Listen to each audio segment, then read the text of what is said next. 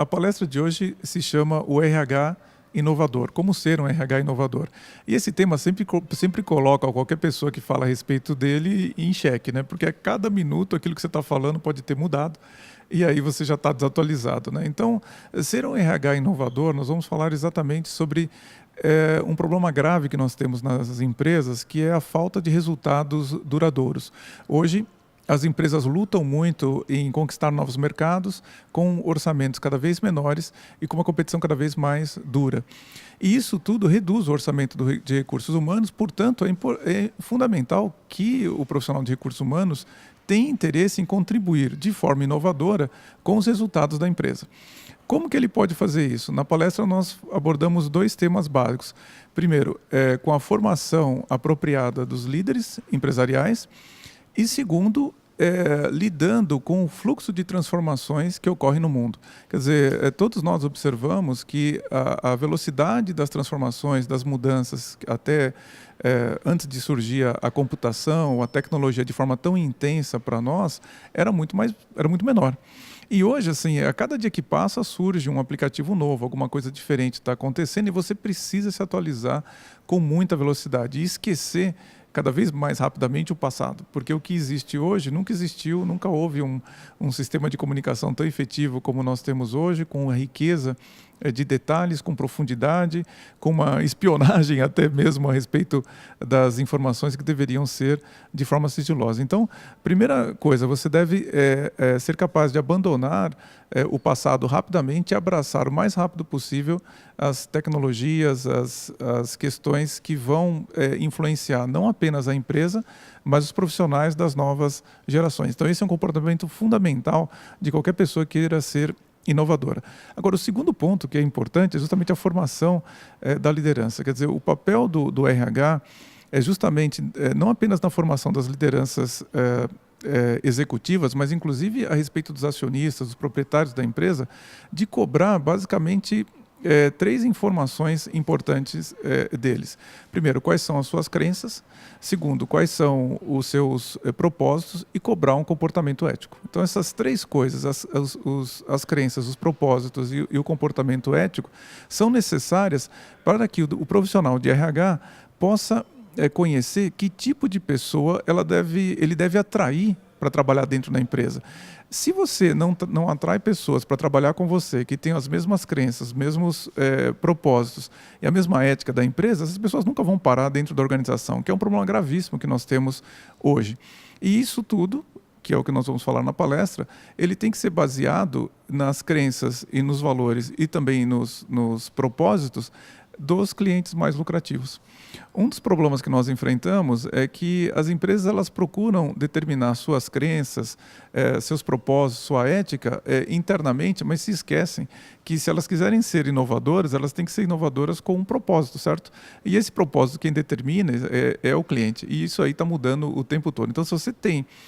quando você descobre quais são os valores, as crenças e os propósitos dos clientes mais lucrativos, você deve, em segundo lugar, descobrir como que você traz isso para a cultura da empresa, por exemplo, ajudando os líderes a colocar isso no comportamento deles, ajudando as empresas a desenvolver sistemas e símbolos que valorizem as mesmas coisas que os clientes mais lucrativos.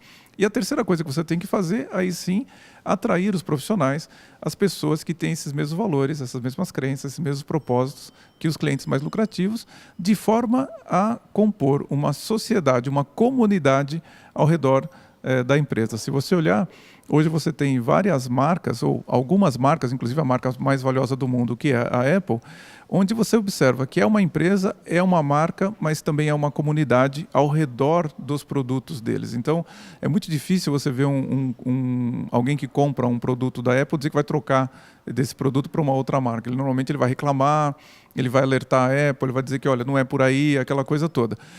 Uma outra marca que eu gosto muito, a Harley Davidson, quer dizer, eu não sou motoqueiro, mas eu tenho um profundo carisma, respeito pela marca.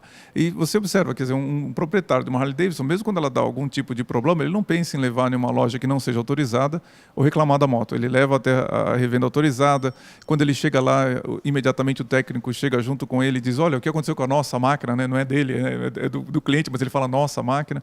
E o cliente entra embaixo da moto e explica para o técnico. Ou seja, eles falam como se eles fossem fossem iguais. Então, o que eu entendo é que o RH inovador, ele está olhando para isso. Olha, qual é a comunidade que nós temos que fomentar, desde os acionistas, da liderança, dos funcionários, os clientes, fornecedores e, por fim, a própria comunidade como um todo. É sobre isso que a gente vai falar na nossa palestra.